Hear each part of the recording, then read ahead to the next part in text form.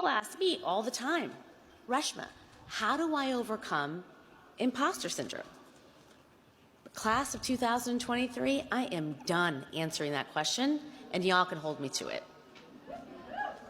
Because you see, imposter syndrome, it's not my problem to solve, and it's not yours either. So today, if you'll humor me, I want to squeeze in one last history lesson before we leave this place. Let's go back to the 1890s, a few short decades after Smith was founded. Doctors had identified a never-before-seen medical malady, one that threatened to wreak havoc on the entire female population. That condition was called bicycle face.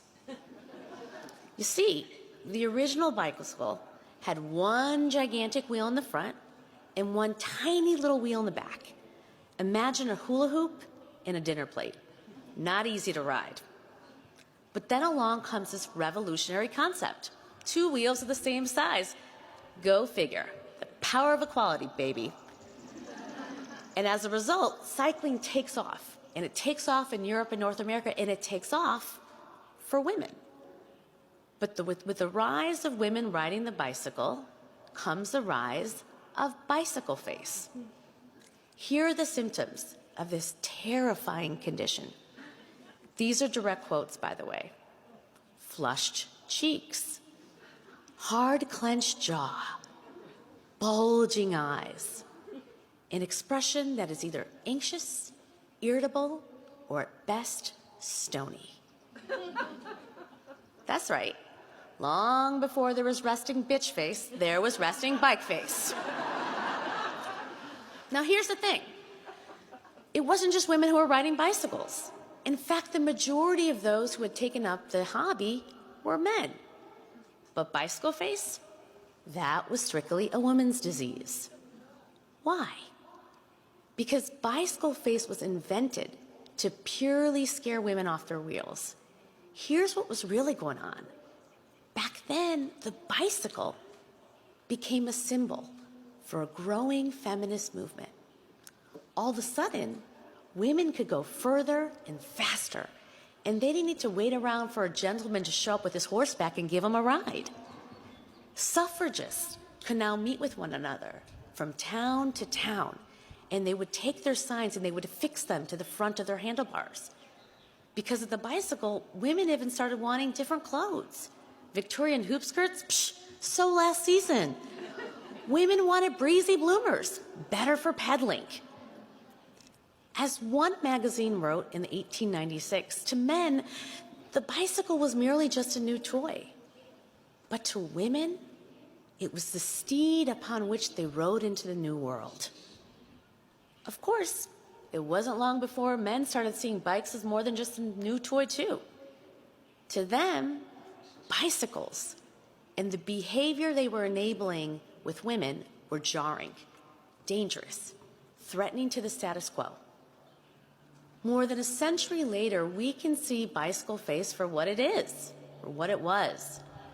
Not a medical mistake, but a deliberate tool, a strategy wielded by powerful men to put women back in their place, to make us stop pedaling. Ridiculous name aside, I think that there's something deeper here. I think that there's a lot we can learn about imposter syndrome from bicycle face. Both of them are strategies used to hold women back, and it's up to us to not take the bait. The way our culture talks about imposter syndrome, you also could mistake it for a medical condition, but it's not. Leslie Jamison wrote about the origins of the phrase in the New Yorker a few months ago, and she talked about how the two researchers who had first talked about imposter syndrome didn't call it an imposter syndrome at all. In fact, they referred to it as imposter phenomenon, and it was based on high-achieving white ladies. It was never meant to be pathologized. Still, like bicycle face before it, imposter syndrome was rooted in misogyny. It's no coincidence that the concept first emerged as Title IX became law and women started going to college, or that it gained traction just as Roe v. Wade was decided And now that women had control over their bodies, they were starting to enter the workforce in droves. Just like bicycle face before, imposter syndrome was a reaction to women's progress. But this time, the backlash was even more insidious, which is why today, instead of telling you how to overcome imposter syndrome, we're going to question the whole concept. And I want to do that by breaking down some lies we're told about imposter syndrome, starting with the big one, that maybe there's something wrong with you, that imposter syndrome is grounded in actual deficiency. Imagine you're riding a bicycle up a hill, and as you pedal your way to the top, you fixate on your destination and you clench your jaw. That doesn't mean that you have bicycle face. That means you're riding a bicycle. Imposter syndrome is based on the premise that we're the problem. That if we feel underqualified, it's because we are. That if we worry that we don't have what it takes, it's because we don't. But in my experience, I have found that discomfort, anxiety to just be a natural human reaction. You know, when I showed up at that fancy corporate law firm for the very first time, I had not just one, but 2 Ivy League postgraduate degrees. But still, I felt like everybody was speaking a different language. And that's because they were. So many people there had unearned privileges that I didn't. Big law firms were built by and for people who didn't look like me. So it's normal to feel like you don't fit in when you don't fit in. So as much as I love Taylor Swift, it's me. Hi. I'm not the problem. It's not me.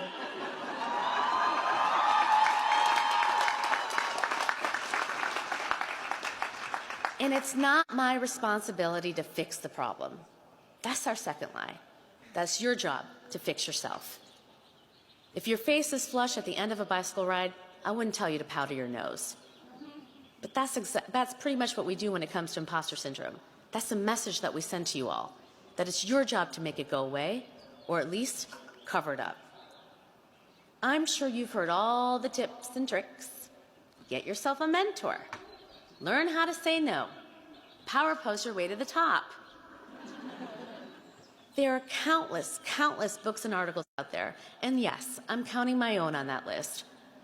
For years, I too have been telling women how to overcome imposter syndrome. And look, none of it is bad advice per se. I really do believe that we should focus less on being perfect and more on being brave. But all those shoulds, there's just ultimately another burden that we put on women that is just not solving the problem. A great example of this is the gender pay gap. You know, in the United States, the gender pay gap has not budged in 2 decades. 2 decades. But still, we keep telling women that you all should, one by one, know your worth, slay your negotiation, ask for more, when instead we should just be telling companies to pay women fairly. Right?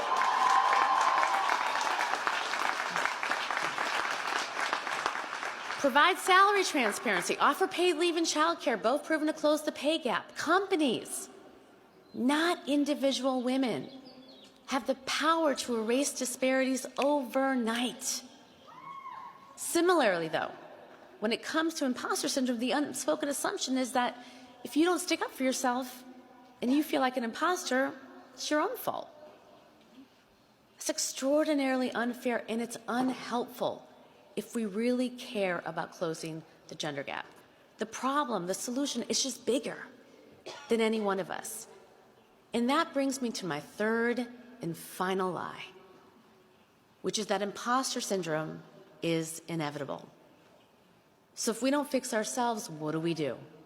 We go to the source. The notion of bicycle face was debunked by Dr. Sarah Hackett Stevenson. She was the first ever woman admitted to the American Medical Association.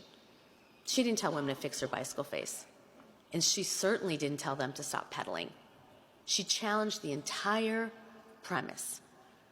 When as many as 82% of women report feeling imposter syndrome, it's hard to believe that this is just about individuals. Imposter syndrome is the result of structural inequality, not individual inadequacy.